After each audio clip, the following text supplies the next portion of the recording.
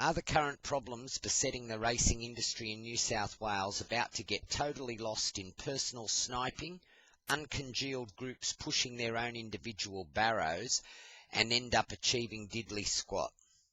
I fear so. All the boffins who have claimed to have all the answers are now sharpening their knives for each other rather than focusing on some of the real issues in racing in New South Wales.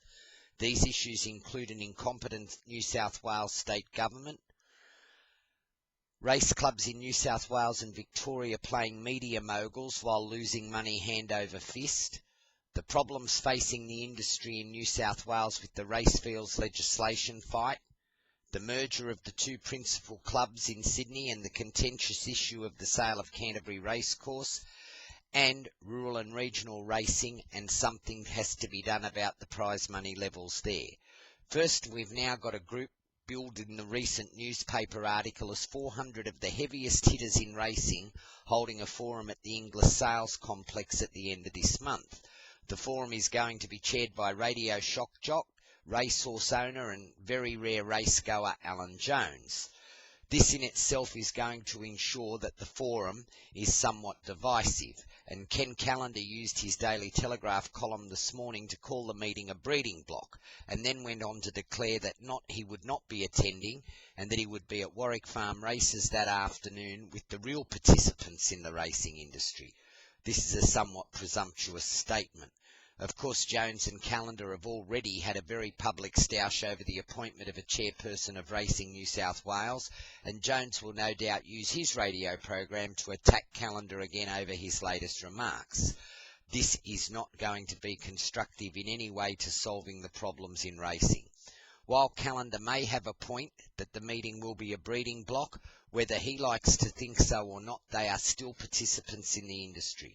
If Ken wants to get over cute on the real participant issue, I can't recall seeing him at the coalface of the industry with the real participant, mucking out boxes, walking, swimming, riding or picking out horses' feet.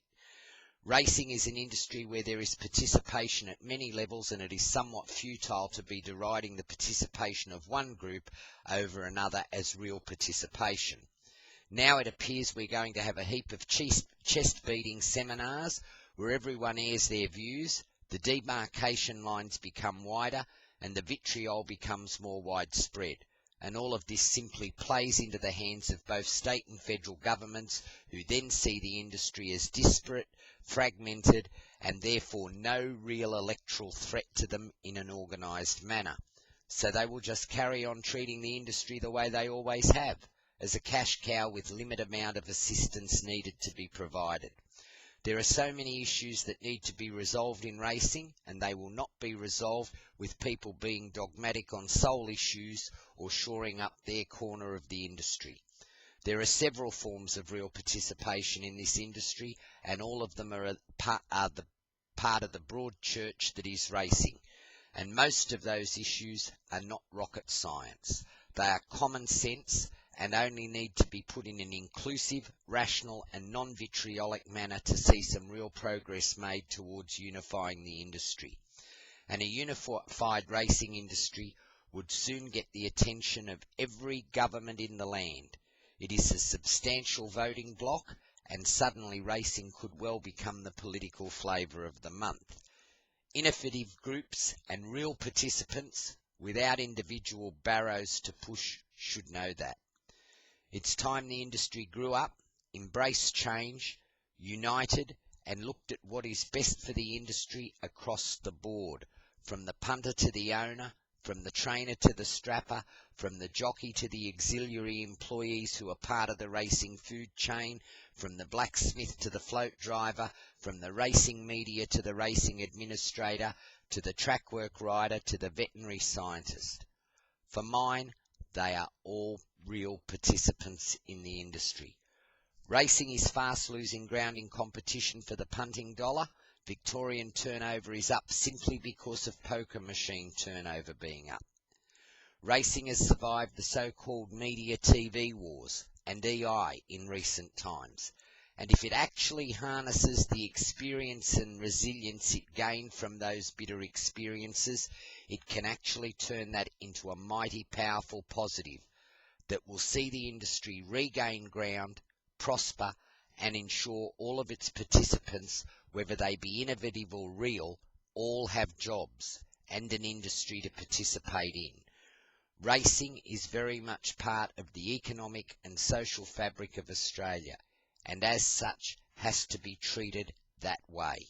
All of us in this industry gain much from it, and have the benefit of being involved in an industry we are passionate about and we love. It's time for all of us to pull together, form a united front, and ensure we all have a future in this industry. A united racing industry would frighten the living jingies out of every government in this country, and suddenly we may even see politicians back hanging around racecourses. Now that would be a change. It's up to you, myself, everybody who participates in this sport, whether they be a punter, whether they be an owner, whether they be a breeder, whether they be in the media, we can all gain from a united racing industry. It's up to us.